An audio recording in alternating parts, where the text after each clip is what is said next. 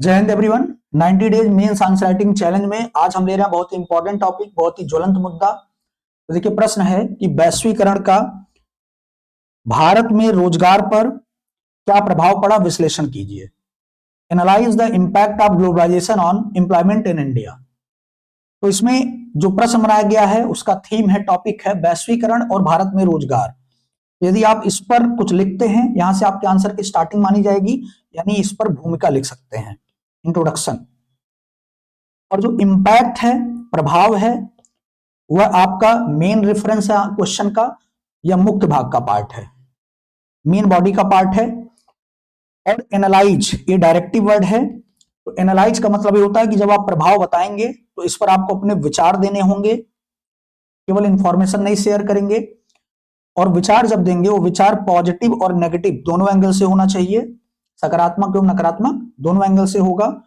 और तीसरी चीज कि जब विचार पॉजिटिव नेगेटिव बताएंगे तो बहुत डेप्थ में आप डायमेंशन को एक्सपोज करेंगे, डेप्थ में हर एक आयाम को खोलेंगे, एक्सपोज करेंगे। तो ये रहा प्रश्न का डिमांड।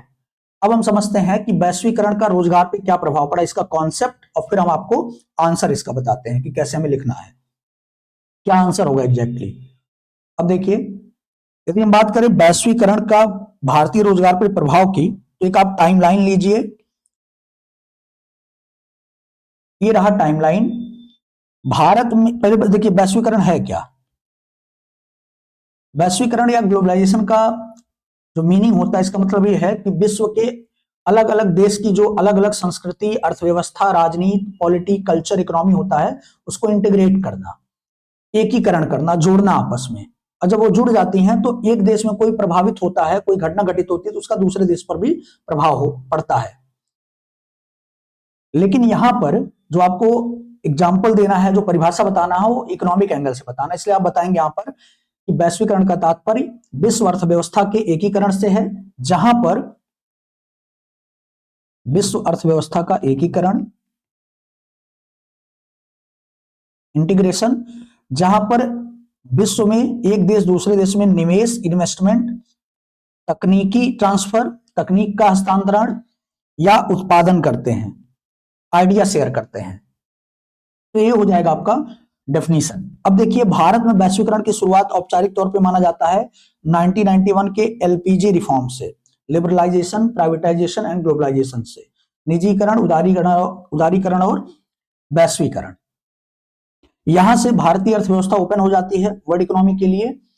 और उसके बाद एक और घटना घटित होता है, वो होता है इंटरनेट का आगमन। इंटरनेट इंडिया में जब आता है तो ये बहुत द्रुत गति से वैश्विक अर्थव्यवस्था से भारत को जोड़ देता है और एक बॉर्डरलेस इकोनॉमी क्रिएट करता है, सिस्टम क्रिएट करता है। फिर एक घटना घटित होती है सोशल मीडिया। तो जैसे फेसबुक, इंस्टाग्राम, आपका ट्विटर, या ये सारे जो इंस्ट्रूमेंट है, जो टूल्स हैं, या यूट्यूब है, ये सब क्या है, सोशल मीडिया के एग्जाम्पल हैं। इन्होंने बहुत तेजी से भारतीय अर्थव्यवस्था को प्रभावित किया। तो आप ऐसे टाइमलाइन में एक एक घटना को ऐसे मेंशन करके बता सकते हैं। अब मेनली हमें बताना है कि वैश्वीकरण ने रोजगार को कैसे प्रभावित किया, ये मेन डिमांड है। तो इसका कॉन्सेप्ट समझिए। रोजगार में पहली चीज कि रोजगार कोई नया चीज नहीं है कि वैश्वीकरण आया तो रोजगार आया। एम्प्लॉयमेंट जो है वो पहले भी एग्जिस्ट करता था। रोजगार पर प्रभाव क्या डाला वैश्वीकरण ने, रोजगार की मात्रा को, क्वांटिटी को बढ़ा दिया, मात्रा को बढ़ा दिया। यानी पहले यदि 1 यूनिट एम्प्लॉयमेंट था तो उसके बाद 5-6 यूनिट होने लगा, मतलब मल्टीपल कर दिया। कैसे किया, इसको आप ऐसे समझिए कि ये जीडीपी है, आपके देश की अर्थव्यवस्था है। एक क्षेत्र उसमें प्राइमरी है एग्रीकल्चर, दूसरा है इंडस्ट्री, उद्योग, तीसरा है सर्विस सेक्टर। तो वैश्वीकरण ने एग्रीकल्चर में नए एडिशन किए, इंडस्ट्री में नए एडिशन किए, नए रोजगार सृजित किए, और सर्विस सेक्टर को तो बहुत मजबूती से उभारा। और इसका एक डेटा भी है कि सर्विस सेक्टर जीडीपी में आपके 55% कंट्रीब्यूट करता है और कुल रोजगार का, एम्प्लॉयमेंट का 30% सर्विस सेक्टर अकेले। और सर्विस सेक्टर देन है वैश्वीकरण का, ग्लोबलाइजेशन का। यानी आप ग्राफ यदि खींचें, एक्स एक्सिस पे रखें ग्लोबलाइजेशन और ईयर, वाई पर रखें एम्प्लॉयमेंट इन इंडिया, तो इसका ग्राफ स्ट्रेट बनेगा, यानी कंसिस्टेंटली रोजगार बढ़ा है। और रोजगार कैसे बढ़ा है ऐसे भी आप समझ सकते हैं कि देश के भीतर तो रोजगार बढ़ा, साथ साथ हमें बाहर की दुनिया में अन्य देशों में भी भारतीयों को अवसर मिले रोजगार के अवसर मिले। इसमें स्किल्ड लेबरर्स या स्किल्ड मैन रिसोर्स या अनस्किल्ड दोनों गए। तो यहां से भारी मात्रा में रेमिटेंस हमें भारत को प्राप्त होने लगा। तो ये हो गया रोजगार की मात्रा का बढ़ना, एक सकारात्मक प्रभाव है। पहले हम पॉजिटिव इंपैक्ट की बात कर रहे हैं। सकारात्मक प्रभाव है, पहला है रोजगार की मात्रा बढ़ना। अब दूसरा देखिए प्रभाव क्या पड़ा कि रोजगार में अनेकों प्रकार के, यानी रोजगार में विविधता आई, डाइवर्सिटी, डाइवर्स एम्प्लॉयमेंट की अपॉर्चुनिटी आई। ये सबसे बड़ी बात है। यानी फॉर्मल सेक्टर से लेकर के औपचारिक यानी सरकारी विभाग से लेकर के या संगठित विभाग से लेकर के असंगठित क्षेत्र तक, इनफॉर्मल सेक्टर तक बड़े पैमाने पर विभिन्न प्रकार के जॉब मिले।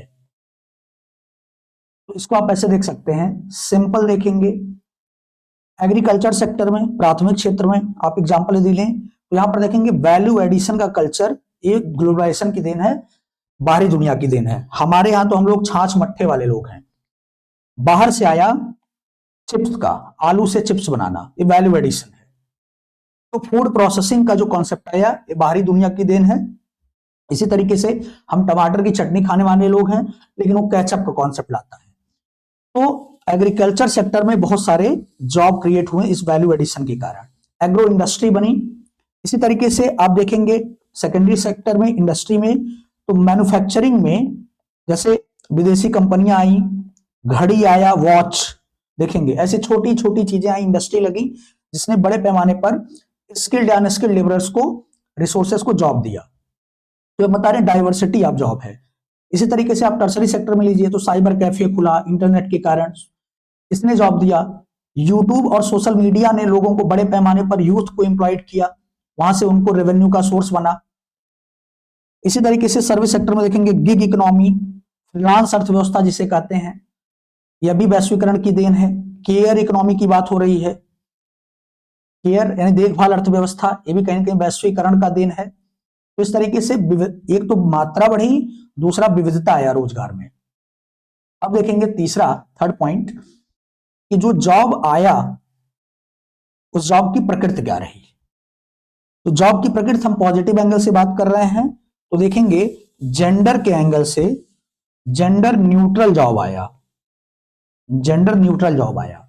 लिंग तटस्थ, लैंगिक रूप से तटस्थ रोजगार के सृजन हुए।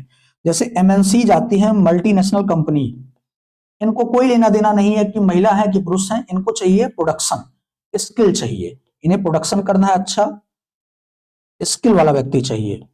तो इसने क्या किया, लैंगिक रूप से तटस्थ महिलाओं के लिए, विमेन के लिए, जिनको पर्दा सिस्टम के कारण बाहर नहीं जाने दिया जाता था, जिनको माना जाता था कि वो घर के काम के लिए बनी है, महिलाओं के लिए बड़े पैमाने पर रोजगार लाया। और एलजीबीटीक्यू, थर्ड जेंडर जो है, ट्रांसजेंडर जो है, उनकी भी वकालत की, उनके रोजगार के लिए भी। और देखेंगे जैसे रिजर्वेशन आज है, रिजर्वेशन जो है यह कहीं ना कहीं वैश्वीकरण की देन है जो ट्रांसजेंडर के लिए है। इसी तरीके से कास्ट एंड एज का जो बैरियर है उसको भी तोड़ा इसने, जाति, धर्म और उम्र की जो बैरियर इसको तोड़ा, और सारे वर्ग, जाति, धर्म के लिए रोजगार के नए अवसर सृजित हुए कि कोई भी व्यक्ति कोई भी अपना एक छोटा सा शॉप खोल सकता है, साइबर कैफे खोल सकता है, किसी एज का हो, किसी ही धर्म जाति का हो, इससे कोई लेना देना नहीं था। वैश्वीकरण का ये जो प्रभाव है।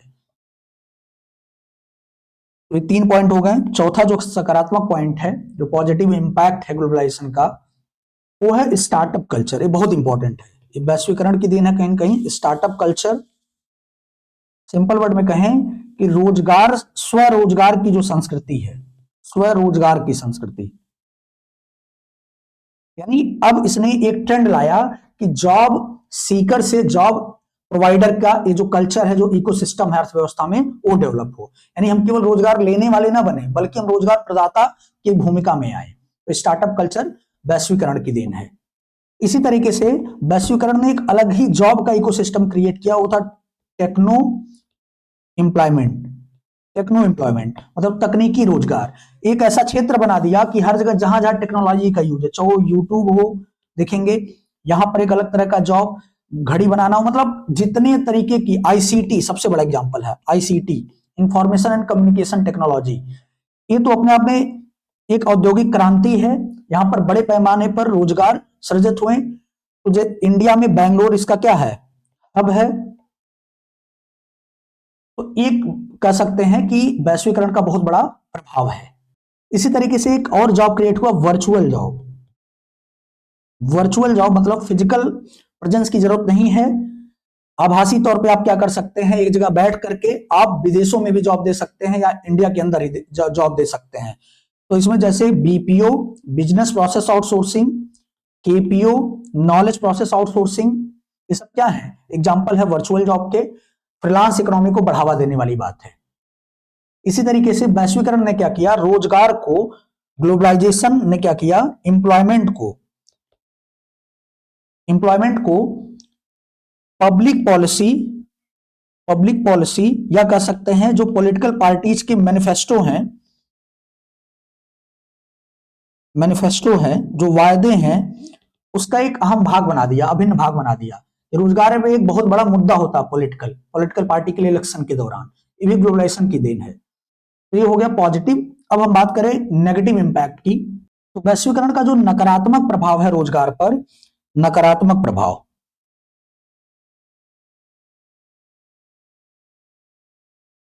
तो इसमें देखेंगे पहला, ये जो इकोनॉमी में स्ट्रक्चरल इंबैलेंस है, संरचनात्मक समस्या उत्पन्न कर दिया। संरचनात्मक समस्या क्या है, जैसे इकोनॉमी में एग्रीकल्चर है, इंडस्ट्री है और सर्विस सेक्टर है। तो क्या किया कि ज्यादा फोकस हो गया सर्विस सेक्टर पे, यहां ज्यादा लाभ मिला। तो देखेंगे जीडीपी में 55% कॉन्ट्रीब्यूशन सर्विस सेक्टर का है, यहां पर 30% लोग नियोजित हैं, रोजगार मिला। एग्रीकल्चर में अभी भी 50 से 55% लोग पीपल काम कर रहे हैं, लोग नियोजित हैं, लेकिन अर्थव्यवस्था में इसका जो योगदान है वो 18 से 19% है, जीडीपी में जो कंट्रीब्यूशन है। तो देखेंगे इम्बैलेंस है, यानी 55% लोग केवल 18 रुपए का उत्पादन कर रहे हैं, जबकि 30% लोग यहाँ पर 55 रुपए का उत्पादन कर रहे हैं। और यहाँ पर ऑलमोस्ट सेम है कि 25% लोग हैं, 20 से 25% उतने का उनका उत्पादन है।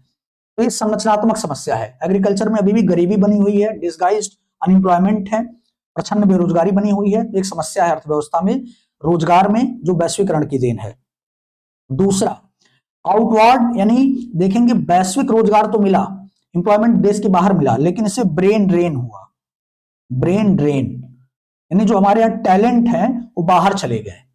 बाहर टैलेंट चले जाने से राष्ट्र का जो विकास है वो उस पर नकारात्मक प्रभाव पड़ता है। तो रोजगार मिला लेकिन ब्रेन ड्रेन हुआ यहाँ पर, ठीक है।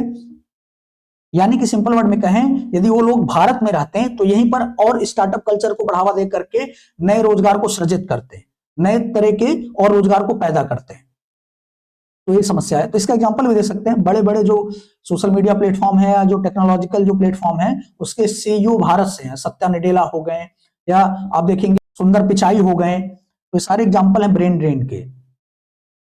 इसी तरीके से एक और नेगेटिव इंपैक्ट ये है कि स्किल का देखेंगे पोलराइजेशन हुआ, ध्रुवीकरण हुआ। स्किल का पोलराइजेशन के मतलब का मीनिंग ये है कि जो हाई स्किल जॉब है उनको ज्यादा वेटेज मिला और लो स्किल जॉब कम क्रिएट हुए, और क्रिएट भी हुए तो उनको उतना इकोनॉमिक बेनिफिट नहीं हुआ। और एक चीज और है स्किल वाले में कि कुछ क्षेत्र विशेष जैसे आईटी सेक्टर है उसको वरीयता ज्यादा मिली, और सब क्षेत्र में इंडिया में स्किल ओरिएंटेड कोई विशेष प्रकार का बड़े पैमाने पर जॉब क्रिएट नहीं हो पाया। इसी तरीके से जेंडर के एंगल से देखें तो जेंडर के लिए न्यूट्रल जॉब तो आया, लेकिन जेंडर सेंसिटिव जॉब नहीं रहा, संवेदनशील नहीं। संवेदनशीलता का मतलब यह है कि आज भी वर्क प्लेस पे महिलाओं के खिलाफ सेक्सुअल वायलेंस की घटनाएं बड़े पैमाने पर देखी जाती हैं। और यदि दूर दराज के रिमोट एरियाज में कहीं जॉब है, मेनली क्या है, अब देखेंगे सिटी सेंट्रिक, ग्लोबलाइजेशन ने शहर केंद्रित अर्थव्यवस्था को जन्म दिया, जो रोजगार आए शहर केंद्रित। तो शहर केंद्रित अर्थव्यवस्था में क्या है, रूरल एरिया की विमेन वहां पर माइग्रेट होकर के जाना उनके लिए बहुत सारे कंसर्न क्रिएट करता है। एक चुनौती हो गया नकारात्मक प्रभाव रोजगार पर।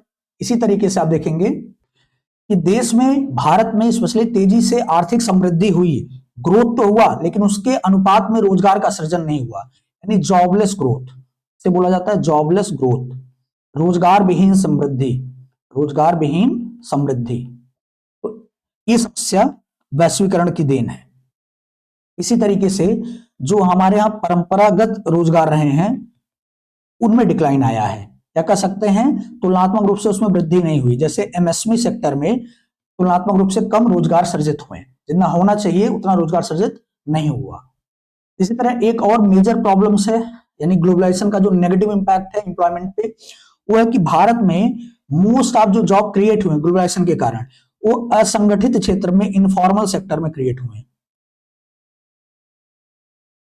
Informal sector of economy.